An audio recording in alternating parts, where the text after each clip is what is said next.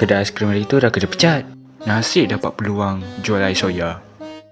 Bang, air soya ada lagi? Mestilah ada bang. Abang ni mesti suka air soya kan? Ish, macam mana abang tahu?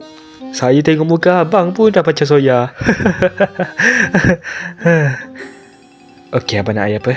Napa. Abang mau tengok-tengok dulu apa yang ada dalam bazar. Nanti abang singgah balik ah. Oh, okey.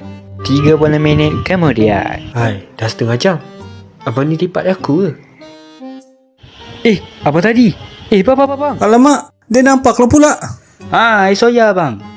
Tadi abang minta sangat kan? Nah. Oh, napa. Saya mau tengok lagi apa yang ada dalam bazarnya.